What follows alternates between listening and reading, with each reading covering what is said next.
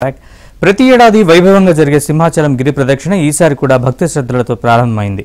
32 కిలోమీటర్ల ప్రయాణాన్ని లక్షలాది భక్తులు గోవిందా గోవిందా నినాదాలతో చేపట్టారు. వయస్సు విభేదాలు లేకుండా చిన్న పెద్ద పాదయాత్రలో పాల్గొంటూ స్వామివారి పాదసేవలో తలమునకులయ్యారు.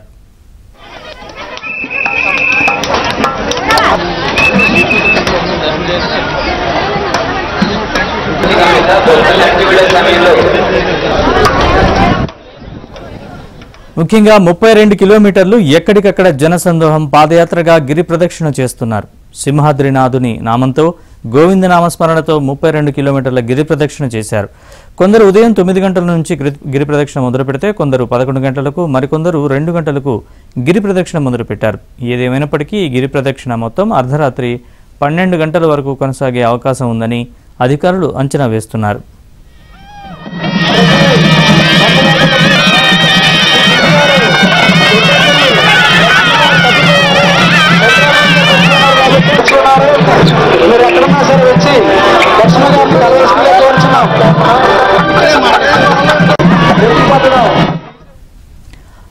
ఆలయ అనువంశిక ధర్మకర్త అశోక్ గజపతిరాజు స్వామివారిని దర్శించుకున్నారు. వీరికి దేవాదాయ శాఖ కమిషనర్ కె రామచంద్రమోహన్, ఆలయ కార్యనిర్వహణాధికారి వేండ్ర త్రినాథరావు స్వాగతం పలికి ముందుగా స్వామివారి కపస్తంభం ఆలింగనం చేయించి తదుపరి స్వామివారి దర్శనం అనంతరం వేద పండితులతో వేద ఆశీర్వచనం ఇచ్చి దేవాదాయ కమిషనర్ రామచంద్రమోహన్ స్వామివారి శేషవస్త్రంతో సత్కరించి ప్రసాదం పటం బహూకరించారు.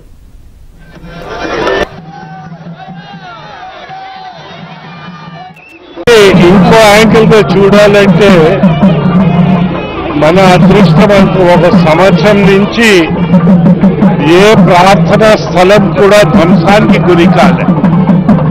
అది హిందువులు కానీ, క్రైస్తవులకు కానీ, ముస్లింలు కానీ అలాగా సామరస్యంగా మన దేశం ముందు వెళ్ళాలని, ఆ దేవుడు మనకు అందరినీ చల్లగా చూడాలని. అదేనండి, నార్మల్ గా అయితేనే ఒక 2 కిలోమీటర్స్ నడవాలంటేనే మనం ఆటో గానీ వెహికల్ లేకుండా నడవలేం. అలాంటిది ఇక్కడికి వచ్చి స్వామిని మనసులో స్మరించి కాయ కొట్టిన తర్వాత నిజంగా స్వామి మహిమే. ఆయనే ఇక్కడ ఎలాంటి ఇబ్బంది లేకున్నా కూడా దిగ్విజయంగా 32 కిలోమీటర్స్ పూర్తి చేసుకొని మళ్ళీ ఇక్కడికి చేరుకుంటాం.